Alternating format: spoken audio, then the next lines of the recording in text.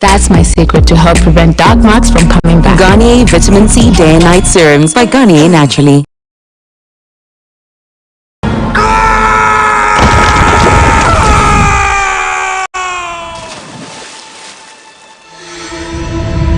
I created Kyoshi Island so my people could be safe from invaders.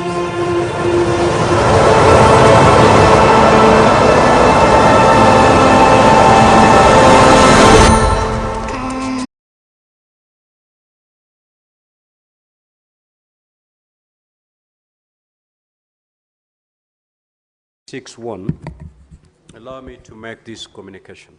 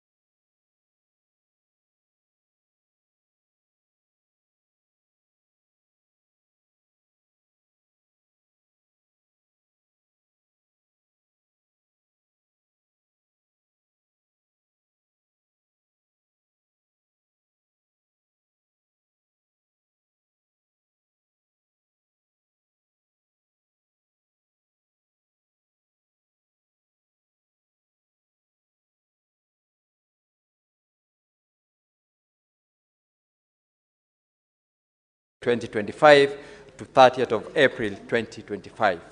Mr. Speaker, I rise pursuant to Standing Order 56(1)B of the Senate Standing Orders to make a statement relating to the activities of the Standing Committee on Justice, Legal Affairs and Human Rights for the period commencing 1st of January 2025 to date.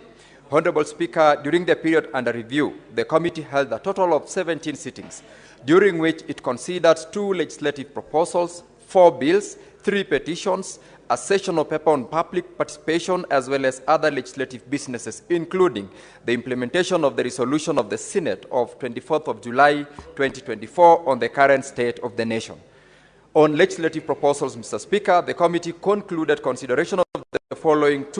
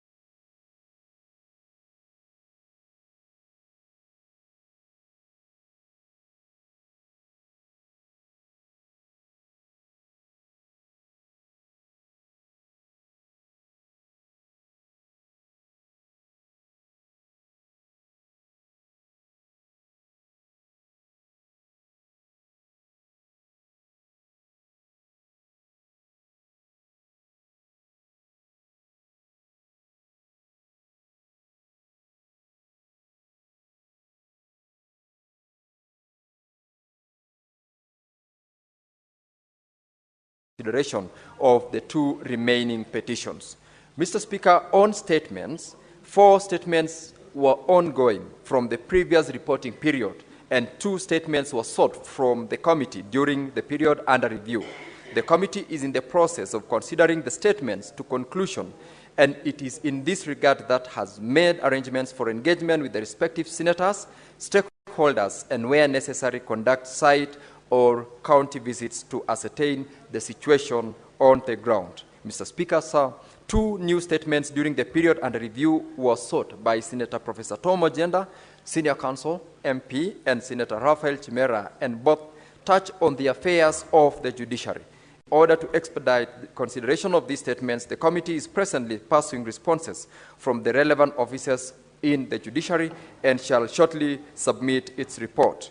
On inquiry, Mr. Speaker, the committee is currently considering 1 inquiry sought by Senator Catherine Muma, MP, into the status of indigenous people in Kenya. Currently, the committee is further in the process of organizing for a high-level meeting with state and non-state actors to comprehensively deliberate and dispense with this particular statement.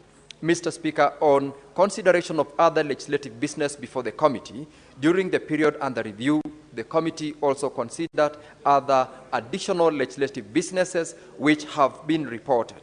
Firstly, Mr. Speaker, the committee concluded consideration of sessional paper number 3 of 2023 on the Kenya policy on public participation, which is key in Parliament's role of meaningful and adequate stakeholder and public engagement that enriches the legislation enacted. Secondly, the Honorable Speaker, the committee is also in the process of considering the status of implementation of the resolution of the Senate of 24th of July 2024 and has already engaged with relevant institutions such as the Ethics and Anti-Corruption Commission to follow up on measures taken to tackle corruption in the counties. The committee is further scheduled to meet with other key entities tasked with implementing these particular resolutions. With engagement with other external stakeholders, Mr. Speaker, during this period under review, the committee also met with external stakeholders, among them the Kenyans in diaspora technical working group, and considered legislative proposals aimed at bolstering and participation of Kenyans in diaspora in the general elections. This meeting will inform committee recommendations to legislative amendments which are coming in due course. And lastly, Mr. Speaker, in conclusion, I wish to thank your office and that of the Clerk of the Senate for the continuous support accorded to the committee in undertaking its work. Lastly, I also wish to thank the members of the committee for their commitment and in contributions during the committee activities and sittings. I thank you, Mr. Speaker. We have attached a schedule of the bills made reference to, and one of the very specific one in that schedule, Mr. Speaker, is the latest, that is the Presidential Memorandum on the referral of the Conflict of Interest Bill, which has already been committed to this committee. The committee is scheduled to consider it on the 13th of May this year, and a report will thereafter be tabled to the House. Secondly, Mr. Speaker, I have another second statement. And, Mr. Speaker, this is a statement on the nomination and vetting of the chairperson and members of the Independent Electoral and Boundaries Commission, IEBC. This statement, Mr. Speaker, is issued pursuant to Standing Order 56-1A of the Senate Standing Orders.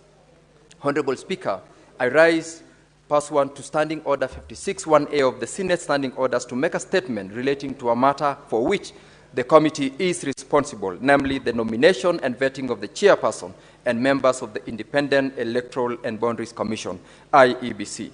Mr. Speaker, as members may recall, this House passed the Independent Electoral and Boundaries Commission Amendment Act 2024, Act number 9 of 2024, which paved the way for the appointment of a selection panel for the nomination of the chairperson and members of the IEBC.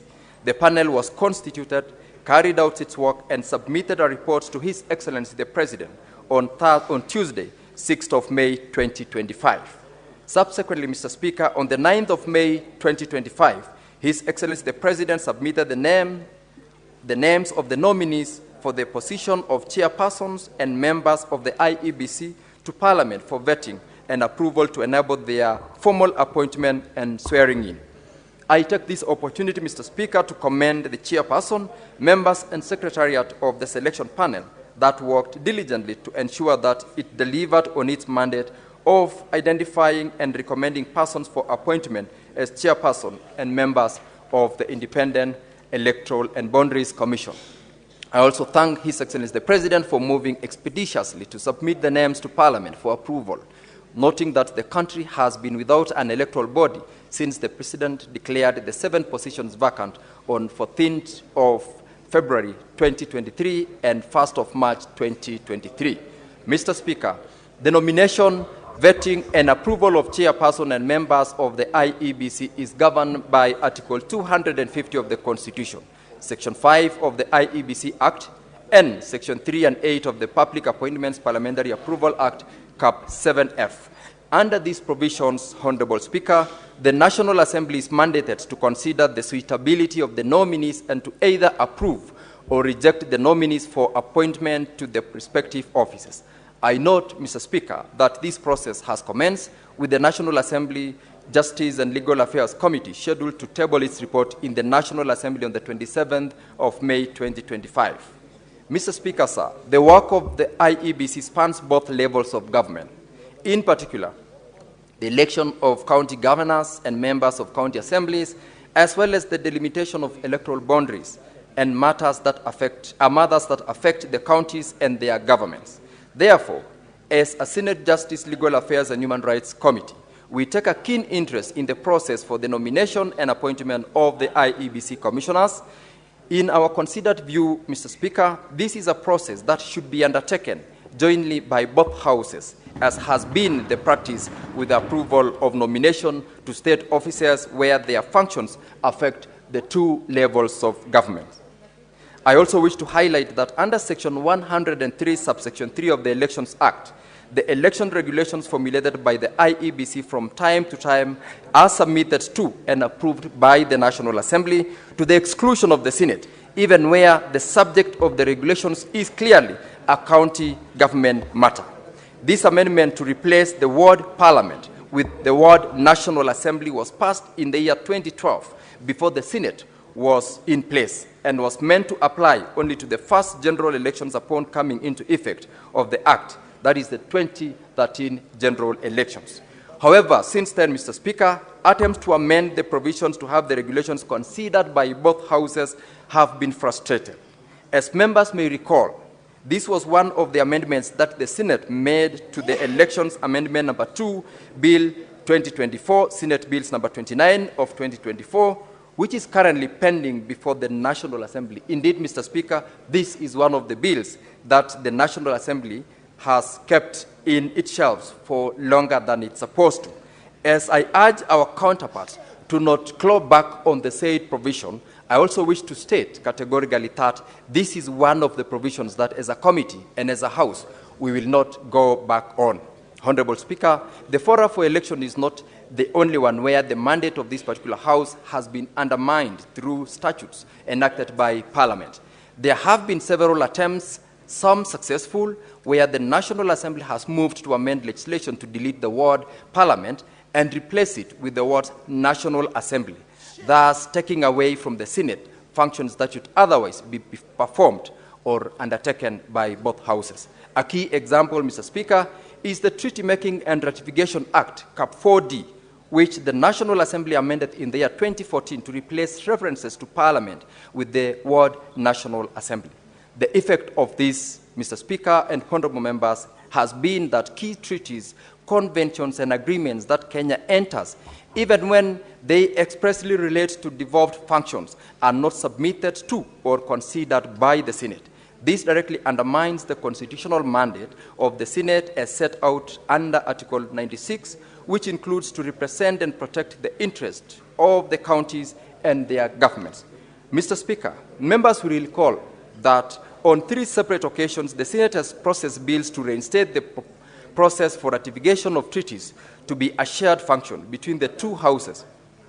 Particularly, Mr. Speaker, where such instruments directly affect the mandates, functions, and operations of county governments. None of these bills have seen the light of day in the National Assembly.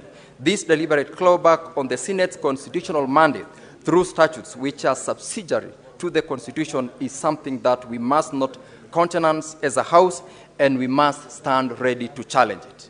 Mr. Speaker, I therefore wish to bring these matters to the attention of the Senate and to urge colleagues and the House to stand firmly in safeguarding the constitutional mandate of the Senate. Mr. Speaker, I thank you for the opportunity. Thank you. Chairperson ICT, your statement has been reinstated. You may now proceed.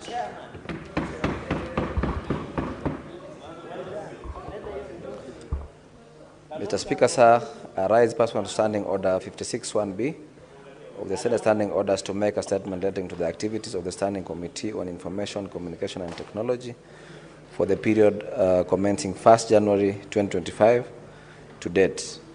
Honorable Speaker, during the period under review, the committee held a total of 9 sittings, during which it considered 1 bill, 14 statements, and 2 inquiries. Mr. Speaker, on bills, the committee considered the Technopolis Bill 2024, National Assembly Bills number 6 of 2024, which was published on 22nd February 2024 and introduced in the National Assembly on the 9th April 2024. The bill was passed with amendments on 19th November 2024 and referred to the Senate. The bill was read the first time in the Senate on Wednesday, 4th December 2024, and committed to the committee for consideration. Mr. Speaker, sir, in compliance with the provisions of Article 118 of the Constitution and Standing Order 145(5) of the Senate Standing Orders, the committee proceeded to undertake public participation on the bill. In this regard, the committee published an advertisement on Thursday, 20th January 2025, inviting members of the public to submit written memoranda on the bill. Additionally, the committee sent invitations to key stakeholders, inviting them to submit their comments on the bill. Mr. Speaker, sir, the committee considered the bill, taking into account the views and recommendations of the public, and will be tabling the report for adoption by the House. During consideration of the bill, the committee observed, among other things, that there is need for inclusion of the provision on public participation and consultation with relevant stakeholders likely to be affected by gazetting of an area as a technopolis. On statements, Honorable Speaker, 8 statements were ongoing from previous reporting period, and 7 statements were sought from committee during the current period. In considering the said statements, the committee considered the statements through physical sittings with the stakeholders. Order, honorable senators. Thank you, Mr. Speaker. Let's hear the chair. I sit in silence, please. The committee considered the statements through physical sittings with the stakeholders and the respective senators who made the requests, while in other instances admitted written submissions and shared responses with respective senators. Mr. Speaker, sir, the statement sought by Senator Hamida Kibwana, MP, on the sale of Telkom Kenya to Infrastructure Corporation Africa was considered by the committee and included a part of the committee inquiry into the critical telecommunication infrastructure and the dispute between ATC Kenya and Telkom Kenya. Mr. Speaker, sir, the committee is currently following up on the several responses from the Ministry of ICT and Digital Economy, the Communication Authority, Safaricom Limited, and Media Council of Kenya. On inquiry, Honorable Speaker, the committee is currently conducting the following inquiries: 1, inquiry into the critical telecommunication infrastructure in the country, an inquiry into operations of IFMIS and other county revenue collection and management system. Mr. Speaker, sir, the committee is scheduled to conduct more county visits within the coastal and Nyanza region. Honorable Speaker, the committee extends to conduct a fact-finding visit to various counties to establish the extent of the fiber optic network coverage to county headquarters, county assemblies, government offices, and schools. This is to ensure the online access to government services is available to all. Mr. Speaker, sir, in conclusion, I wish to thank your office and that of the clerk of the Senate for the continuous support according to the committee in undertaking its work. Lastly, I also wish to thank the members of the committee for their commitment, diligence, and contribution during the committee activities. I thank you, Mr. Speaker. Thank you. Chairperson, Standing Committee on Land, Environment and Natural Resources.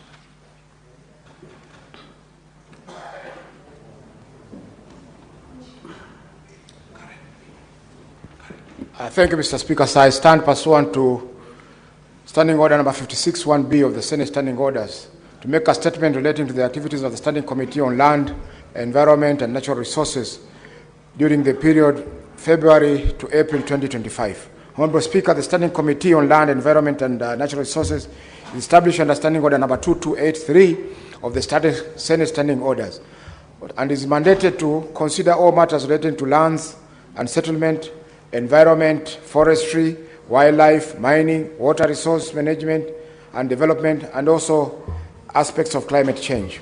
Honorable Speaker, during the period under review, the committee held a total of 23 sittings, which it considered 1 bill, 7 petitions, and 1 legislative proposal, and 13 statements. Honorable Speaker, the committee held meetings with the Minister of Environment, Climate Change and Forestry, and the Minister of Interior and National Administration on pending legislative business before the committee. Through these meetings, the committee was able to comprehensively obtain responses on 8 statements from the Minister of Environment, Climate Change and Forestry and shared them with the respective senators. There are also responses obtained from the Minister of Tourism, Wildlife and Heritage that have been dispatched to the respective senators. Honorable Speaker, it's important for the House to note that the Minister of Lands, Public Works and Housing and Urban Development has been unresponsive to a number of state invitations to appear before the committee to respond to the various legislative business pending, which includes 27 statements and 7 petitions.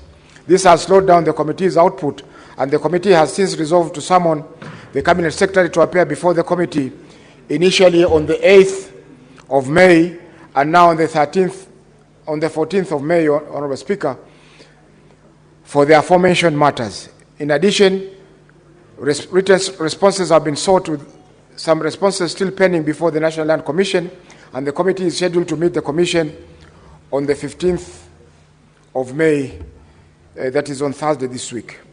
Legislative proposal. Honorable Speaker, during the period under review, the committee considered the Electronic Equipment Disposal, Recycling and Reuse Bill 2024, a legislative proposal sponsored by Senator Peris Tobiko, MP, and the committee communicated back to the Speaker of its resolution on 18th of March 2025 pursuant to Standing Order number 133A of the Senate Standing Orders. Bills. Honorable Speaker, the committee considered and tabled a report on the Environmental Law Amendment Bill 2024, Senate Bills number 2023 of 2024. After consideration of written submissions from the National Gender and Equality Commission, the Coast Regional Budget Hub, and Casey Walter. The committee thereafter tabled its report in the Senate on the 20th of February 2025. Honorable Speaker, the committee is currently considering 1 bill, the Real Estate Regulation Bill, Senate Bills number 35 of 2023. The committee previously met the Council of Governors, the Ministry of Lands, Housing and Urban Development, the Institute of Surveyors of Kenya, the Estate Agents Registration Board, the Kenya Alliance of Residents Associations, and the Kenya Property Developers Association. The committee is scheduled to consider the submissions and be submitting a report on the bill before the next reporting period. The Natural Resources Benefit Sharing Bill, Senate Bill number 6 of 2022, is still under mediation, and the process of having the first meeting is underway. Petitions. Honorable Speaker, the committee has 9 petitions submitted to it and that are pending under consideration. The committee has since managed to consider 7 of the petitions during the reporting period, and conducted 5 county visits in Mombasa, Taita Taveta, Kisii, Homa Bay, Busia counties to conduct further investigations on the petitions. They include A, the petition concerning recognition of land ownership rights and redress of historical land injustices in Mombasa, the petition by Marungu residents within Mchangewanda Ward, Taita Taveta County, the petition regarding land ownership dispute of Mwananchi Settlement Scheme in Mwatate constituency of Taita Taveta County, the petition on Changara Water Pan, World Bank funded project in Busia County, and the petition on a delayed allocation of alternative land by way of resettlement or compensation for the ancestral land that was alienated by the government of Kenya for Kisii Agricultural Institute and Kisii Farmers Training Center. Honorable Speaker, the committee endeavors to ensure completion of the remainder of petitions that are pending by the next reporting period as it pursues the responses from the relevant stakeholders. Statements. Honorable Speaker, cumulatively, the committee has received a total of 173 statements, of which 113 have been concluded and 60 are pending before the committee. This translates to a completion rate of 65%. The committee is yet to receive responses on some statements. During the period under review, 13 statements were considered by the committee and dispatched to the relevant senators, and a detailed analysis is annexed hereto. Given the large number of statements before the committee, a more comprehensive updated tracker is available, providing the status of the statements. Honorable Speaker, in conclusion, I wish to thank your office and the office of the Clerk of the Senate for the continuous support accorded to the committee and undertaking its work. Lastly, I also want to thank my members of the committee for their commitment and diligence in contributions during the committee activities. I thank you, Honorable Speaker. The Chairperson, Standing Committee on National Cohesion and Equal Opportunity. Senator Abbas, is this your committee? On behalf of Chute. Mr. Speaker, I'm reading on behalf of Chute. Who is the chair? Speaker, I'm reading on behalf of Senator Chute. Yes, Senator Abbas, certainly this is not your... I'm surprised you're so willing to walk to the table. Proceed. Thank you, Mr. Speaker. Mr. Speaker, statement on the activities of the Standing Committee on National Cohesion, Equal Opportunity and Regional Integration for the period 1st January 2025 to 30th April 2025. Honorable Speaker, I rise pursuant to Standing Order 56(1)B of the Senate Standing Orders to make a statement relating to the activities of the Standing Committee on National Cohesion, Equal Opportunity and Regional Integration for the period of January to April 2025. During the period under reference, the committee held 19 sittings at which it considered various legislative business, that is, statements, inquiries, and motion from the Senate, and held stakeholders' engagements as set out below. Statements.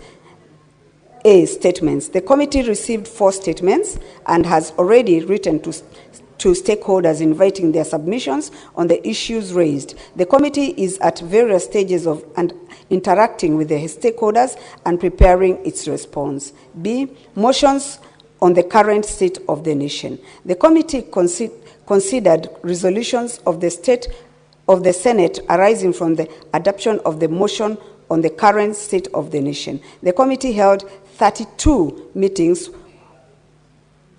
The committee held 32 meetings where it received oral submissions and written memorandum from 45 governors, National Cohesion and Integration Commission, and the Public Procurement Authority. The report on the motion has been adopted by the committee and is scheduled for tabling in the month of May 2025.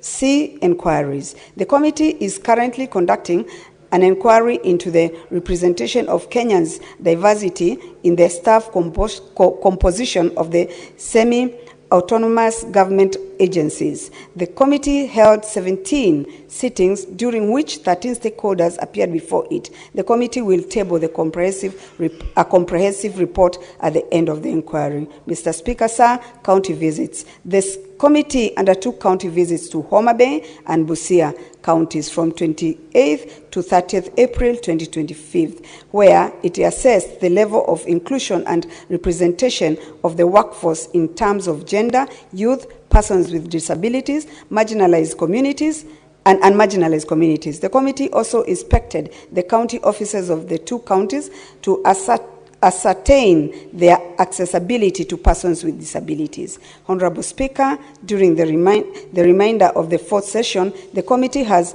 prioritized the conclusion of legislative business before the committee, as well as the county visits. As I conclude, I wish to thank the Office of the Speaker and the Clerk of the Senate for the steadfast support they have accorded this committee, as well as the members of the committee for their utmost dedication and commitment to duty. I thank you, Mr. Speaker. Sir, Senator Mohammed Chute, MP Chairperson. The Chairperson, Standing Committee on National Security, Defense and Foreign Relations. Go to the dispatch.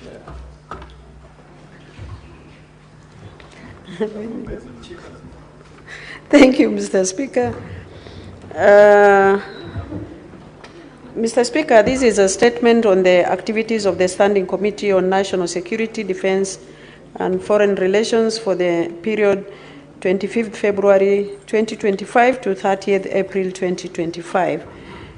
Pursuant to Standing Order 56(1)B of the Senate Standing Orders, Honorable Speaker, I rise pursuant to Standing Orders 56(1)B of the Senate Standing Orders to make statement relating to activities of the Standing Committee on National Security, Defense and Foreign Relations for the period of April 2025 to April 2025. The committee was reconstituted on Wednesday, 12 February 2025 and Wednesday, 19 February 2025. During the period under reference, the membership is as per Annex 1. During the period under review, the committee held 9 sittings at which it considered various legislative proposal bills, statement, petitions, motions, and held a stakeholder engagement as set out below. Mr. Speaker, legislative proposal via an email address to the Clerk of the Senate, the committee received 2 draft bills from the public, namely the Internal Security Devolution and County Empowerment Bill 2025 and the proposed Directorate of Criminal Investigation Authority Bill 2025. As part of the committee's mandate, the committee will have meetings with the relevant stakeholders to deliberate on issues touching on the legislative proposal.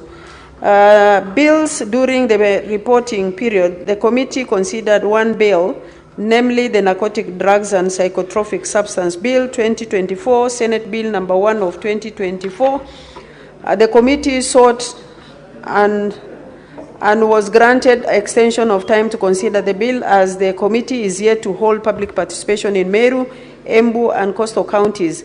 The committee, however, received written submissions on the bill for 12 stakeholders. The committee is at the tail end of concluding consideration of the bill and will be tabling our report in the month of May 2025. Statements, there were 29 statements the committee considered, Mr. Speaker, statement during the reporting period and concluded 7 statements, while 22 statements are ongoing. A list of statements is attached as Annex 3. Petitions, Mr. Speaker, the committee is currently considering a petition concerning compensation of police officers injured in line of duty, which was redirected from the Standing Committee on Labor and Welfare and Social Welfare. The committee met with the petitioners and relevant stakeholders to deliberate on the petition. The committee is scheduled to meet with the relevant stakeholders to receive further submissions on the petition. The committee is projected to conclude the consideration within the month of May 2025. Motions, Mr. Speaker, the committee considered resolution of the Senate arising from the adoption of the motion on the current state of the nation.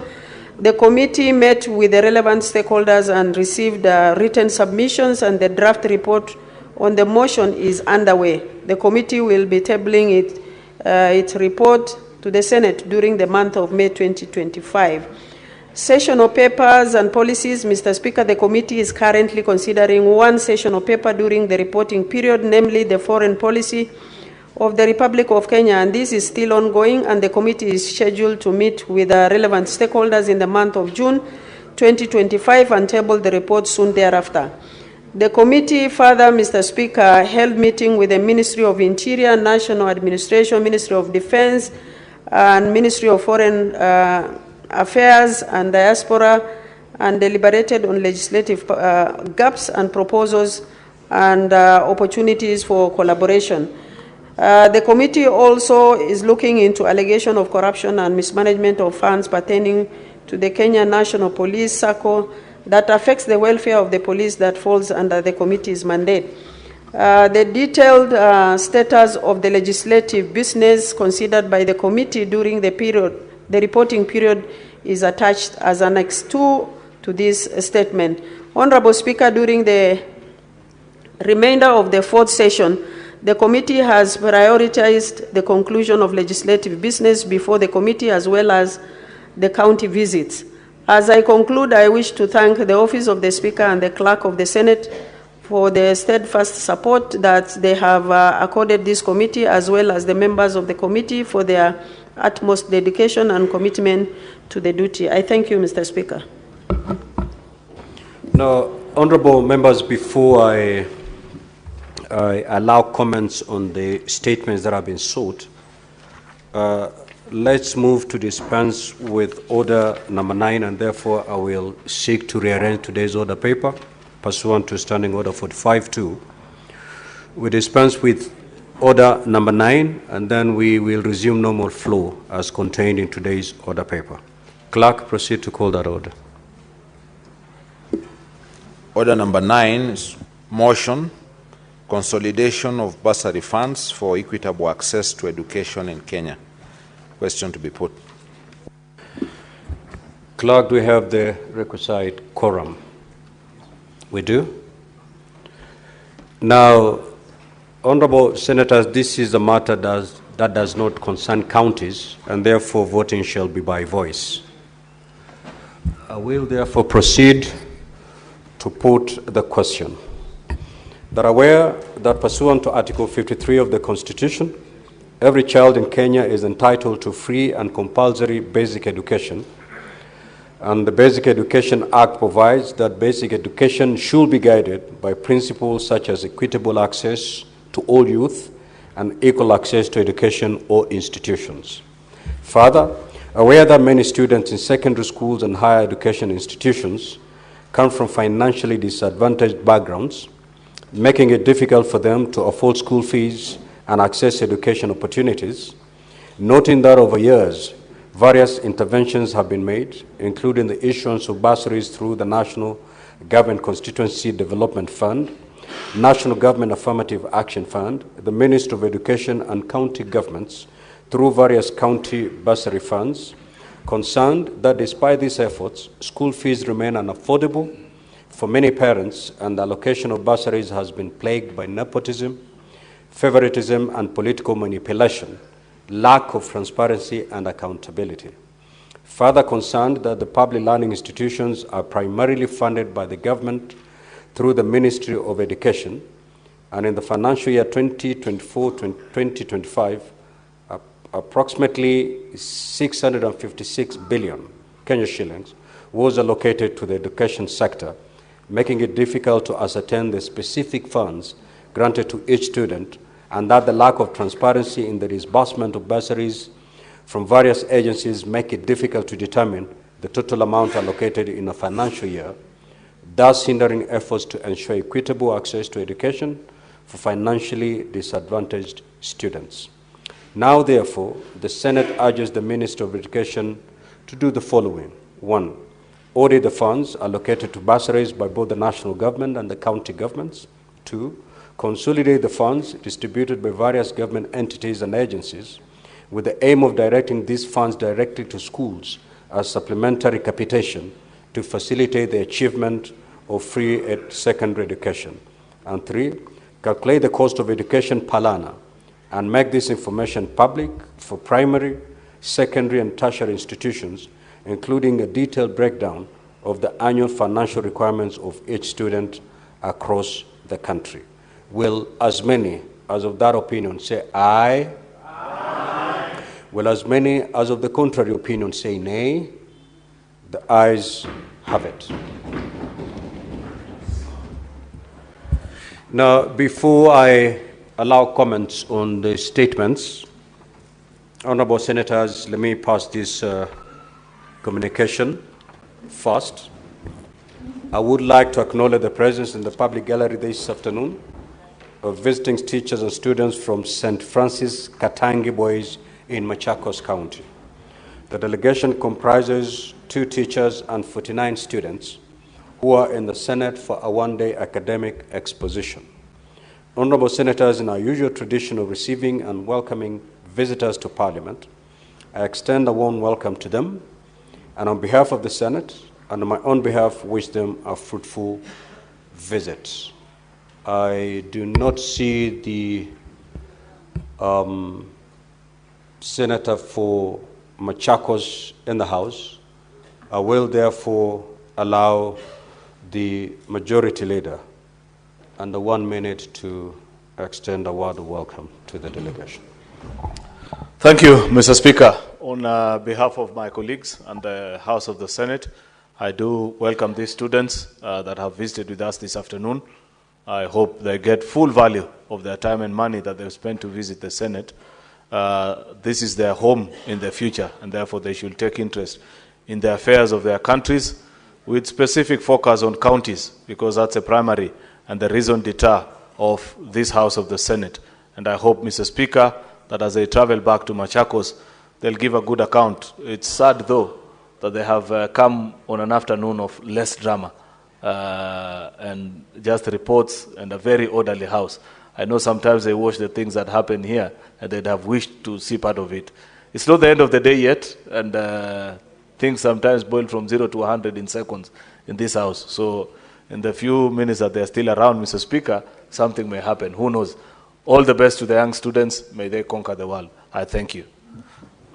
Now we're back to comments on the statements that have been sought. Well, I will allocate 15 minutes for us to make comments.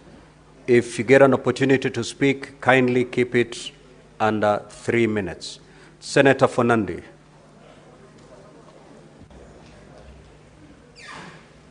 Mr. Speaker, for the first time, I'm proud by the statement of the chairperson of JLAC, where I did serve, Mr. Speaker, where I did serve with distinction in the last session, Mr. Speaker, although I encountered some turbulence along the way.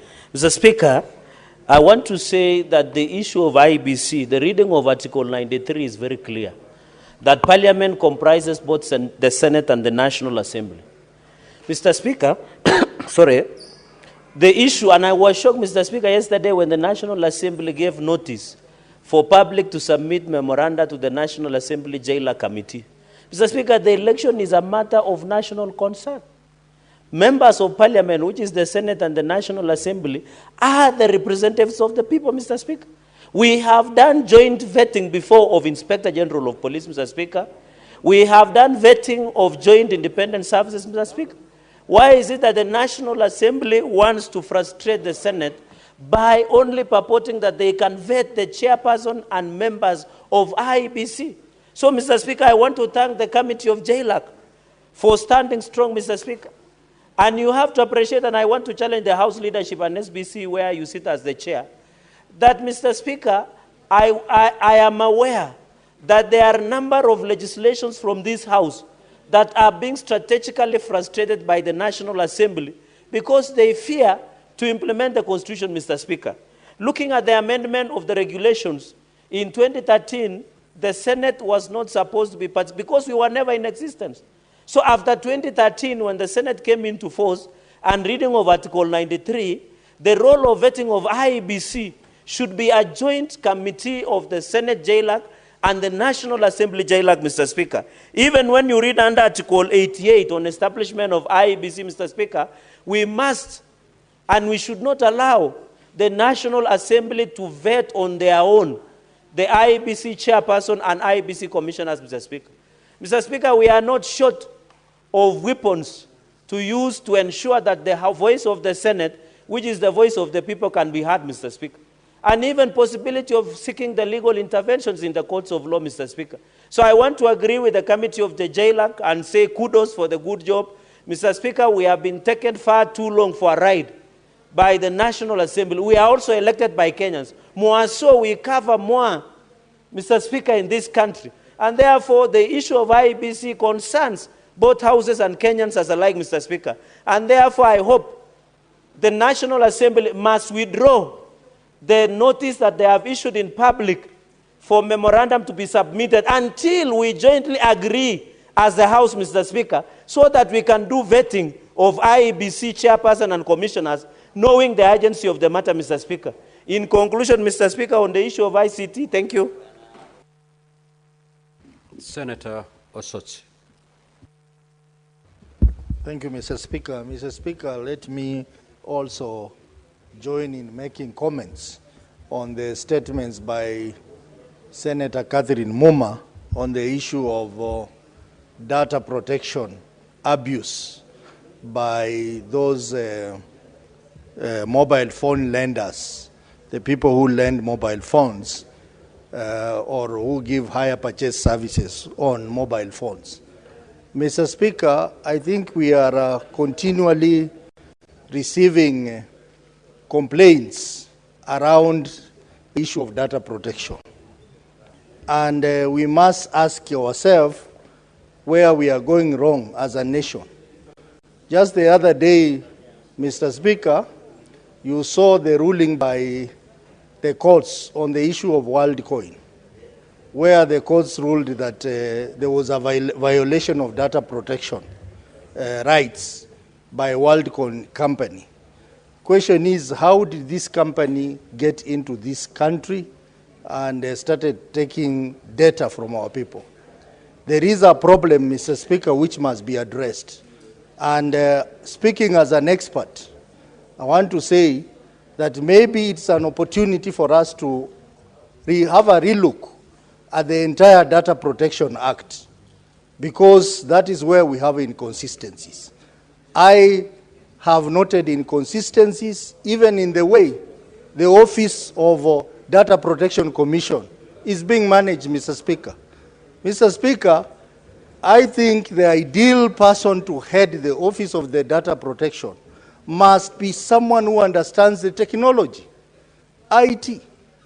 We cannot just be giving every job that comes in the public sector to lawyers. We need to review this so that we give it to people who understand the process. And Mr. Speaker, even speaking about this, the regulators in the ICT industry are failing this country, Mr. Speaker. Mr. Speaker, just this week I heard that the Communication Authority has increased spectrum licenses by 2,000%, Mr. Speaker. Mr. Speaker, this is going to drive out of business telecommunication operators, including Safaricom. And they are doing this for the purpose of generating funds for the government. But what about the implication on the economy, Mr. Speaker? Mr. Speaker, it's a high time that this sector must be manned by people who understand technology. At CA, the Director General is a journalist. The chairman is a business woman who does not understand technology. Mr. Speaker, I think the IT committee must look at this issue of competence and leadership in the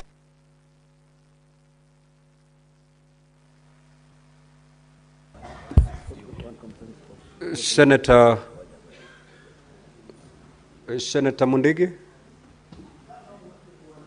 Senator Mungatana, Senator Gloria Orwoba.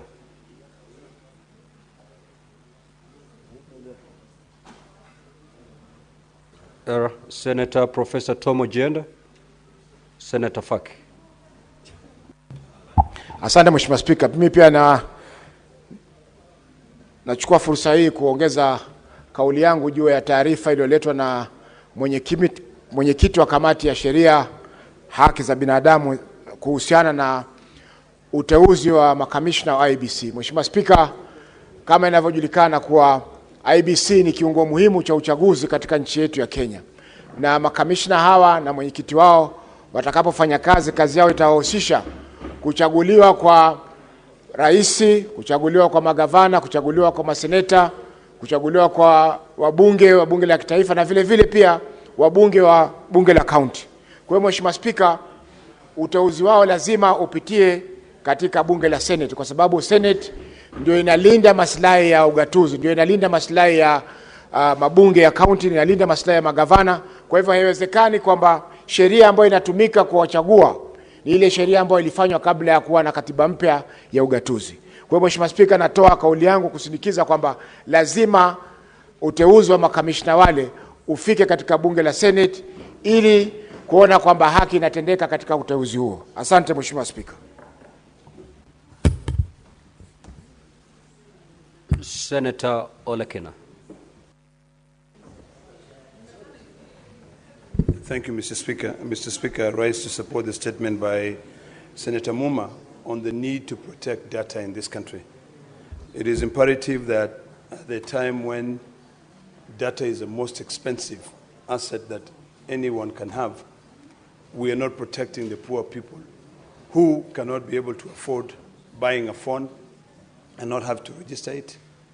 I think the key most important thing we need to do is to ask ourselves whether it is imperative for this House and the National Assembly to be able to re-amend the Data Protection Act. We have to amend this Data Protection Act and be specific and also be intentional when it comes to the issue of guarding. When you hear that those who cannot afford to buy phones in full prices are buying the phones on credit, and then that data is now sold to a third party, it really begs the question on what do we really need to do. One of my biggest pet peeves, Mr. Speaker, is when you are sitting down here, you find a telemarketer sending you a text message, telling you to buy bundles using the following shortcode. I think we need to relook at the whole issue of data protection in this country.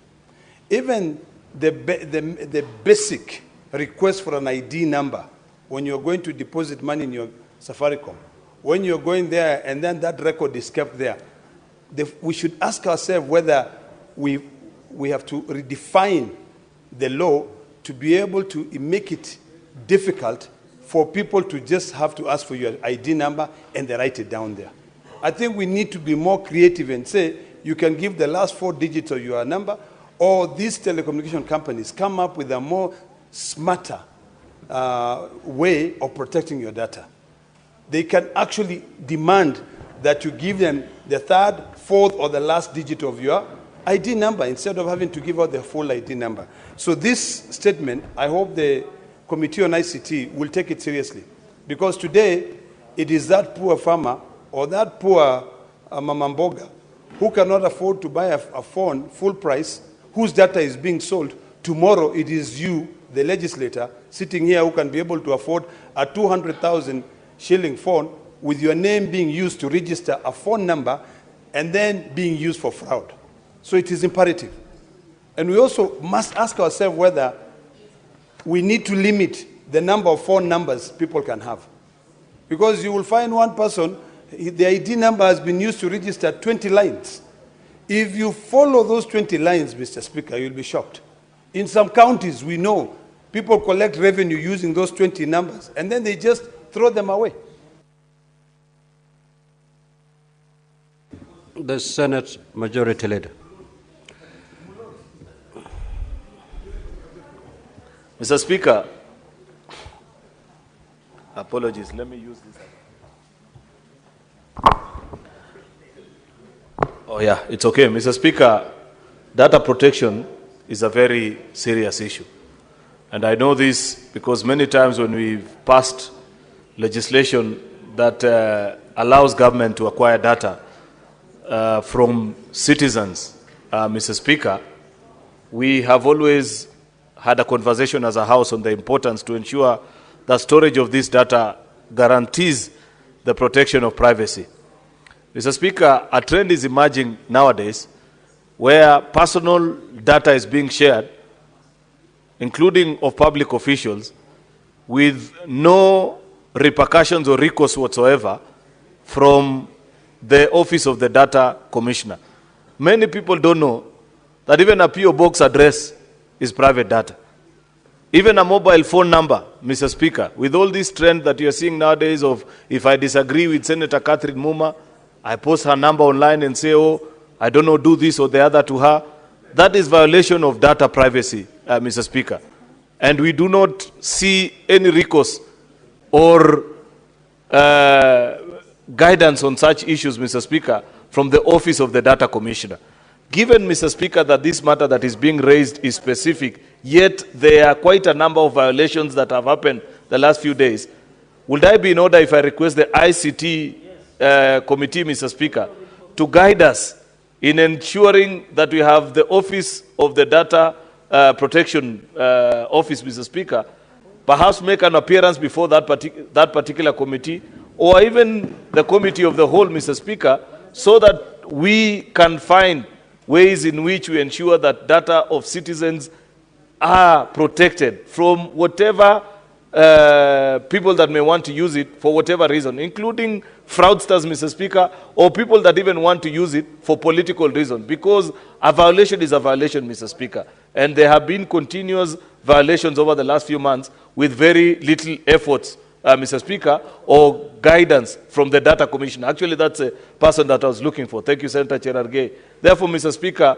I expect that Senator Alan Chesang, together with the ICT team, will lead us into making proper findings so that as we pass future legislation, Mr. Speaker, we can secure data of citizens and ensure that those who breach privacy are punished by law. I thank you, Mr. Speaker. Senator Mogene. Yeah, thank you, Mr. Speaker, sir, for giving me an opportunity to also make my contribution to the statements issued by the respective chairman. But, Mr. Speaker, there is one that has caught my attention. While contributing, I heard Senator Cherargei state that the approval of nominees to IEBC should be processed by the National Assembly and referred to the Senate for approval. Mr. Speaker, this issue is one that we should address honestly and consciously as a Senate. Because what happened in Naivasha is a travesty of justice. When the committee of experts went to Naivasha, members of National Assembly totally mutilated the oversight and legislative mandate of the Senate. Because if you read the current constitution, though the report says, I've read the report at page 2, it says that once the National Assembly has considered the nominees, it should forward the names to the Senate for their input and also approval. But, Mr. Speaker, if you read Article 250 of the Constitution, it states in black and white that each commission shall consist of at least 3 but not more than 9 members. And the chairperson and each member of a commission shall be approved by the National Assembly. So clearly the way Article 250 is worded, the Senate of the Republic of Kenya has been left out of a very critical process. Mr. Speaker, a time has come for us as Kenyans, for us as parliamentarians, to do a serious audit on this constitution and have a constitution that is meant to serve a bicameral parliament. Because, Mr. Speaker, myself, Senator Cherargei, Alwale, all of us enjoy direct mandate from the people. We are elected directly by the people.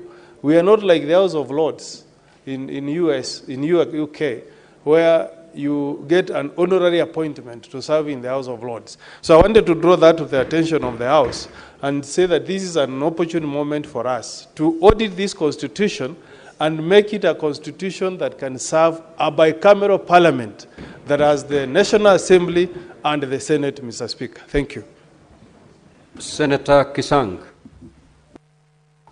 Thank you, Honorable Speaker. Honorable Speaker, I also note that on your screen, my name is it's not been seen clearly. So basically, I hope the ICT team of the Senate will take action and ensure that my names are clearly displayed on the screen, Honorable Speaker, because I've seen skipped people have just walked in. I've got an opportunity to make comments. Secondly, Honorable Speaker, as I'm a member of the ICT committee here in the Senate, and we have noted the issues on data protection. And Honorable Speaker, Senator Ossots and myself, when the ICT committee in National Assembly, when this particular law, Data Protection Act, was passed, and we had issues, especially, I think the biggest problem that we have is the 2010 Constitution.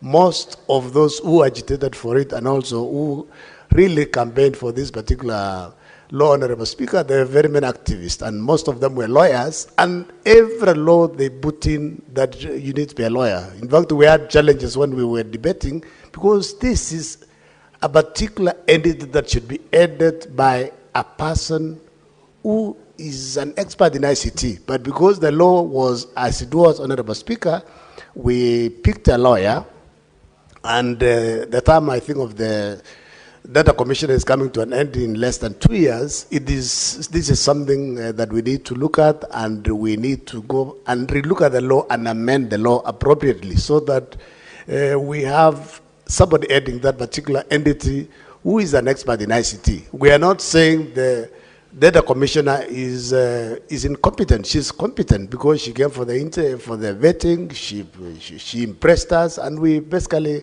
approved her to be the data commissioner, and she's doing a good job. One of the challenges that maybe they have is capacity because of staff levels.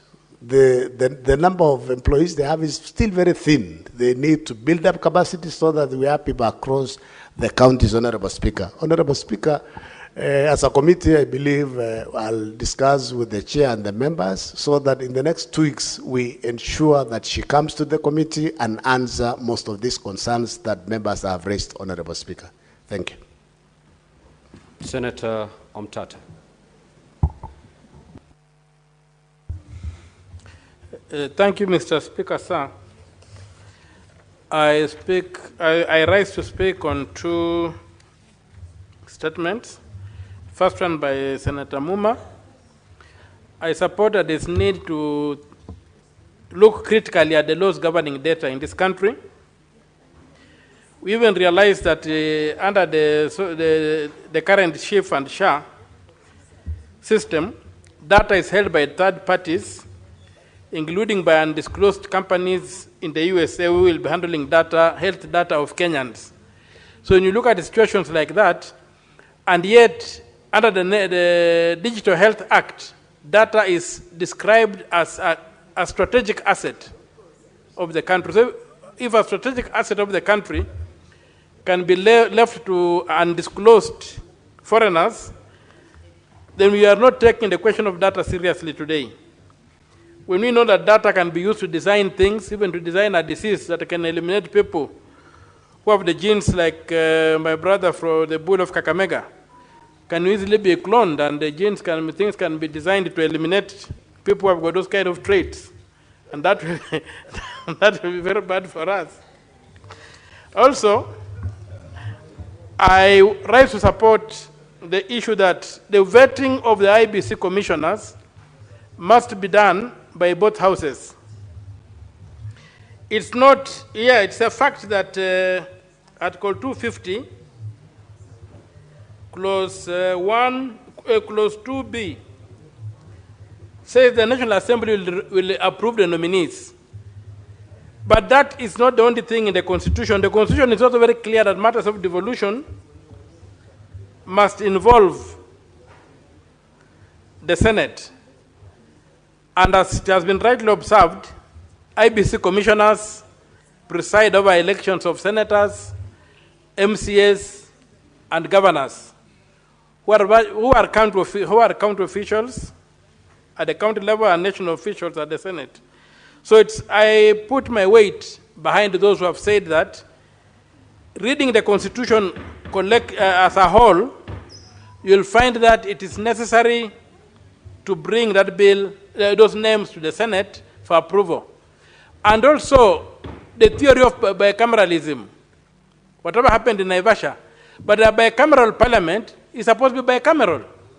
It's not like a parliament where one house is like an appendix of the other. So in the spirit of bicameralism, we must have that bill here. And I would urge my brothers and sisters in this house to try and realize that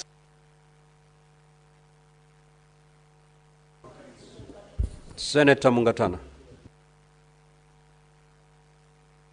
Asante sana Bwana Spika kwa kunipa nafasi kuongea kuhusu statement ambayo inahusu usalama katika mabasi na usalama wa abiria. Bwana Spika, watoto wetu haswa wakati wa kufunga shule na kufungua mashule huwa wanasafiri sana kwa hizi barabara zetu. Na imefika wakati ambapo inakuwa kwamba ni lazima sasa kamati ambayo inahusika waangalie kama itawezekana hizi SACCOs ambazo zinafanya kazi kwa upande wa matatu, kwa upande wa kubeba abiria kwa mabasi, waongezewe requirement ya kwamba wakati wanapoondoka Nairobi kwenda Mombasa ama kutoka Mombasa kwenda Tana River ama safari kwenda Kakamega na kwengine, wawe wanatoa certificate ya kuonyesha kwamba wamefanya inspection kwa wale wanaoabiri hiyo basi, ili kuhakikisha kwamba wale wanaosafiri wako katika hali ya usalama. Kwa sababu mara nyingi ile kitu ambayo inafanyika pale kwa upande wa usafiri, watu wanaangalia pesa peke yake, watu wanaangalia insurance peke yake, watu wanaangalia kwamba viti vimejaa ama havikujaa, na zile SACCO juu ya hayo yote wanaangalia kwamba kuna ajali ama hakuna ajali, na madereva wamelipwa ama hawajalipwa. Lakini usalama wa wale abiria, Bwana Spika, hauangaliwi. Kwa hivyo ningependa sana wakati kamati hii inaangalia suala hili lote, waangalie pia na usalama wa abiria ambao wanasafiri katika mabasi na matatu zetu. Asante sana Bwana Spika. Senator John Newton.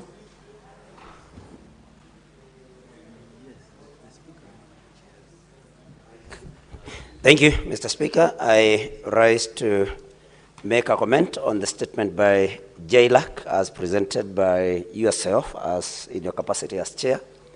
And I first want to take this opportunity to congratulate those that have been nominated as chair and members or commissioners in the commission, in IEBC commission, Mr. Speaker. And we, as Kenyans of goodwill, nobody would want the obtaining situation where we had no IEBC to have continued. And so, Mr. Speaker, as I stand here, I want to say that I support the nomination of these particular Kenyans in order for them to go and do the very urgent and important business of conducting elections and doing the limitation of boundaries, hoping that you lawyers will guide us on whether we still have enough time to review our boundaries. Mr. Speaker, why I personally support this particular team that was nominated by the President is because I'm very much aware that our elections end at the polling station. And though there could be very many fears that the upcoming elections would be rigged, Mr. Speaker, we know that following the recommendations by Judge Kriegler, we know that every election ends at the polling station, Mr. Speaker. And so, Mr. Speaker. What's your point of order, Senator Chirorge? Mr. Speaker, understanding 105 on accuracy of, you know, when we speak, we must be careful because we don't want to set this country in the previous precedent. Is it in order for the Senator, distinguished Senator Nyuntu of Muranga, to state on record that there are plans or insinuation of rigging an upcoming election? Mr. Speaker, you know you can set the country into unnecessary turmoil. Can you withdraw and apologize, Mr. Speaker? Those are statements that you make only in funerals and baby showers. You don't make it unanswered, Mr. Speaker. Thank you, Mr. Speaker. Senator John Newton, Standing Order 105.1 states that a senator shall be responsible for the accuracy of any facts that the senator alleges to be true and may be required to substantiate any such instantly. Give Senator Joe Newton the Thank you, Mr. Speaker. I think it's important that we all, as Senator Cherargei says, that we need we all belong to this country, Mr. Speaker, and nobody would want this country to burn. But there is a difference, Mr. Speaker, between alleging and expressing that there were fears. And so, Mr. Speaker, I don't think that I have said there will be rigging in 2027. And I think it's important, Mr. Speaker, that we also, Mr. Speaker, that we also remember the lessons that we were taught in English. Saying that there could be fears or there were fears Senator is different. Just hold your horse. Allow the senator to continue as he's alleging that they fears. Thank you, Mr. Speaker. And I wish Senator Cherargei would stop interrupting my line of thinking. Mr. Speaker, this is simple English, and we should not argue here over simple English, Mr. Speaker. So let me continue with my submission. So I was saying, in fact, I don't know why Senator Cherargei feels threatened. The guilty are always afraid, Mr. Speaker. I do not know why Senator Cherargei would just get very... What's your point of order once again, Senator Cherargei? Mr. Speaker, you gave an express instructions as the substantiation under 105.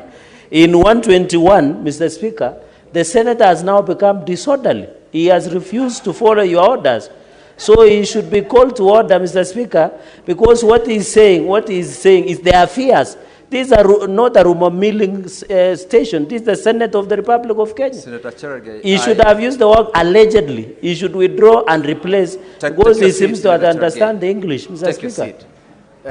I heard Senator Joe Newton commenting to the effect that it is not a matter of fact, but it's an allegation. And so that was an allegation. It was not a statement of fact. Senator John, you to conclude on your comments. Thank you. I actually had given the assurance that everybody is comfortable because elections end at the polling station. But of course, in the character of Senator Cherargei, of wanting to interrupt the line of thinking of those that do not hold his view, of course, and we allow him, we understand Senator Cherargei. Please allow me to conclude my remarks. So, Mr. Speaker, I was just about to say that we have a very big job ahead for the IEBC commissioners, Mr. Speaker, because we need to relook at our boundaries, electoral boundaries, and Mr. Speaker, also to see to it that those constituencies and wards that do not have representatives get the justice of being represented, Mr. Speaker. The other thing that I may want to say about this particular list, Mr. Speaker, is because we have had occasion of public servants being accused of having been incompetent, Mr. Speaker, I would want to call upon the National Assembly, when they are vetting these nominees, that then they look at the competence of each one of them. Because, Mr. Speaker, we do not want to hear in this country that somebody has been given a job, whether a presidential nominee or any other nominee, approved by the National Assembly, and then later such an officer, Mr. Speaker, is said to have been incompetent. So if we will have any of these IEBC commissioners vetted by the National Assembly, and then later we are told by whoever it will be, whether the president or anybody else, that they were incompetent, Mr. Speaker, we must tell the National Assembly and any other body that vets public officers that they must make sure that everybody is competent, because, Mr. Speaker, we bring shame to Kenyans when we give them a job, they are vetted at the National Assembly and proved to be fit. Senator John Newton, your time is up. Senator Catherine Muma. Thank you, Honorable Speaker. Mine is to briefly comment on the statement for JLAC and to congratulate the nation for moving to where we have reached. Honorable Speaker, it is my hope that very soon the newly appointed members of the IEBC will be vetted and that the officers can begin their work right away. Mr. Speaker, I would want to associate with the comments that it would have been fit, and it should be fit for the Senate to be involved in the vetting of members of the IEBC, for the simple reason that the elections that the IEBC conducts includes elections that affect counties. So the idea of reading one statement, one clause of a constitution as against another, I think is an anomaly that I hope we can move, even as we try to do amendments to the constitution, we can regularize quite a number of these clauses that seem to lock out the Senate in a mandate that naturally involves them. But that aside, Mr. Speaker, I hope that the vetting, the National Assembly can be recalled very soon to clear that team, because the team has a lot of work to do for this country. Mr. Speaker, I served on the Kriegler Commission. And Mr. Speaker, elections are not an event. Election is comprised of a series of activities that do not take 1 day or 2 days or 3 days. It is an exercise that needs to take a lot into account.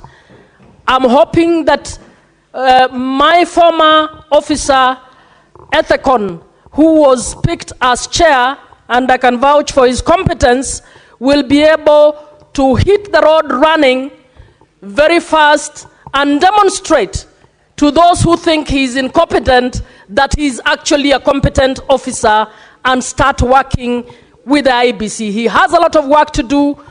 I would say the team should get together quickly, retreat, identify the things that need to be done, and there are many, including registration of voters, including delimitation of boundaries, including the correction of our voter register, and we need as a country to rally together to ensure that in the next 11...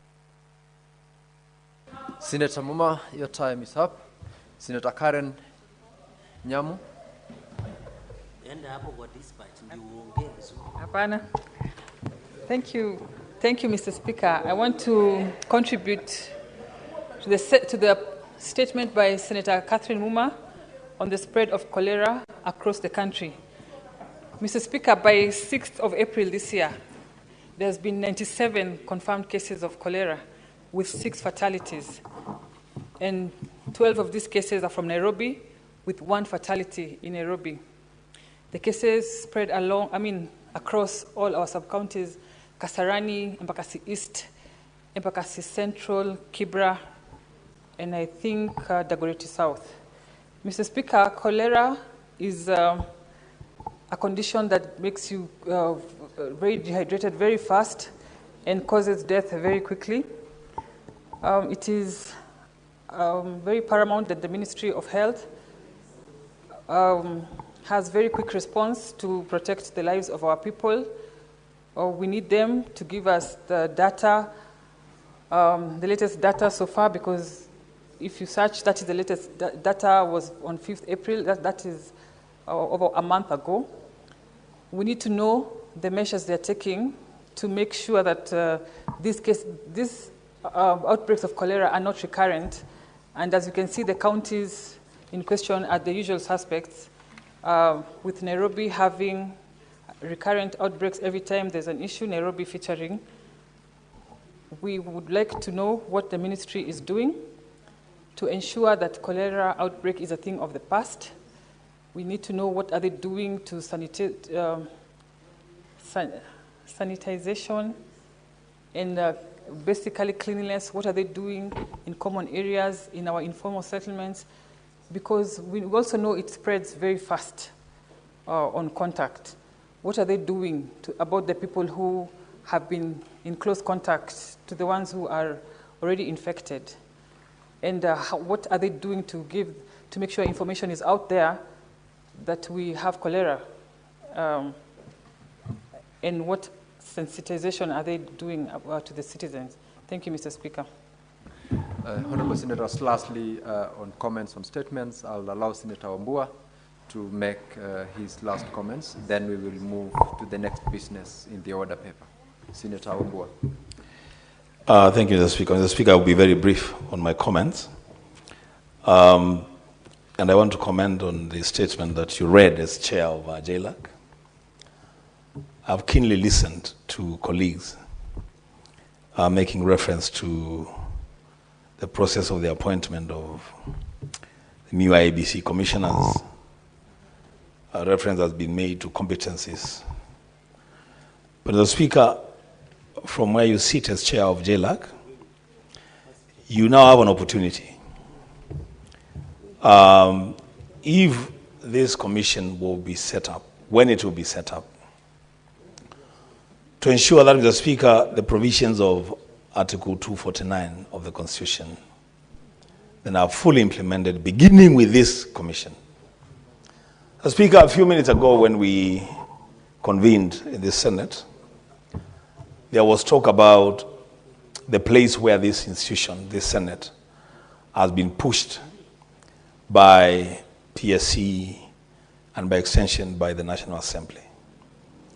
Even in instances, Mr. Speaker, where there are clear constitutional provisions on how we should transact business as Parliament, I think as a House, we have not fully pulled our weight.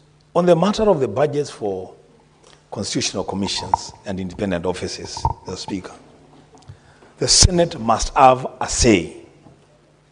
And it's very clear, Mr. Speaker, Article 249(3), that Parliament shall allocate adequate funds to enable each commission and independent office to perform its functions, and the budget of each commission and independent office shall be a separate vote.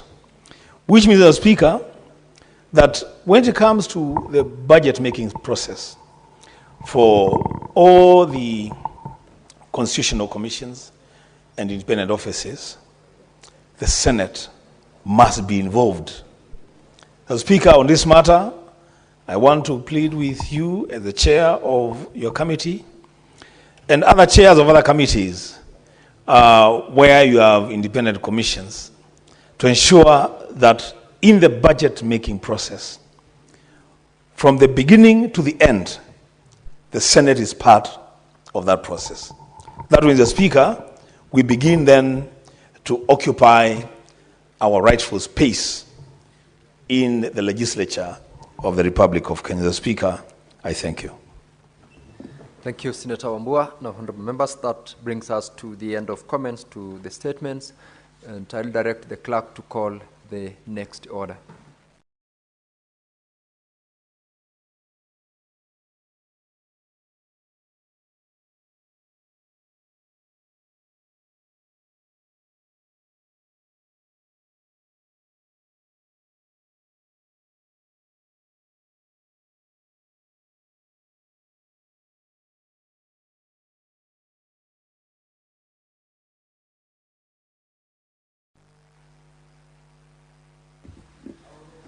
Members, order number 9 had previously been called out and a vote was carried. So I will direct that the next order be called out again. I will, for purposes of convenience of the House, I will defer order number 10, order number 11, order number 12, and order number 12. Because these bills are for division and we do not have the numbers to go to division. Clerk, call order number 13. Order number 13, the Creative Economy Support Bill, Senate Bills number 30 of 2024, Second reading, resumption of debate. When the House rose on 7th of May 2025, Senator Eddy, who is the mover of this bill, was on the floor, and you have got 53 minutes, Senator Eddy, to continue moving your motion. Please proceed.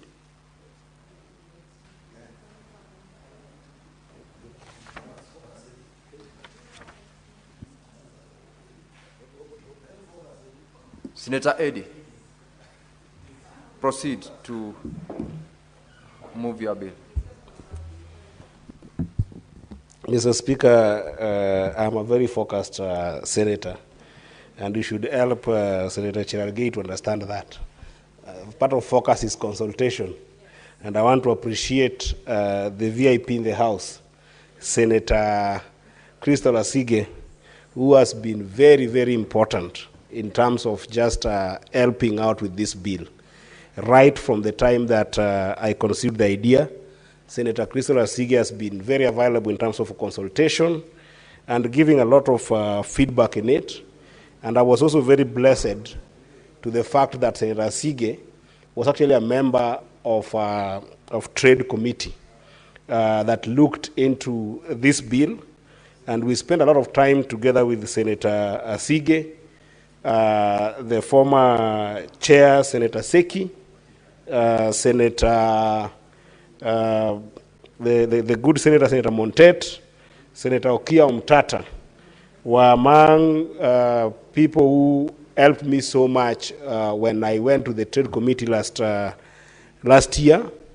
And Mr. Speaker, it's important to say that even in this reformation of, or rather reorganization of committees, Senator USA Kenyans has been very important in helping with the input of this bill, as well as the members of the Trade Committee as constituted now as led by Senator Issa Juma Boy.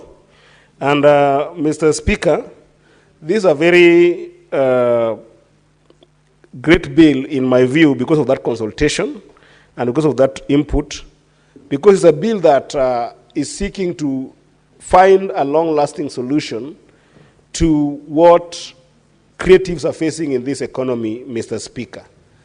Mr. Speaker, the first thing that we found as a problem is that when people think creatives, they think most of the time in our economies, mostly because of culture and sometimes lack of understanding of what opportunities lie in the creative industry, people in the creative industry are sometimes seen as people who do not succeed in the traditional modes of survival. Among them in academic world include things like studying engineering, studying law, studying medicine, or generally not actually being able to go to school, to the extent that there has not been a profound investment.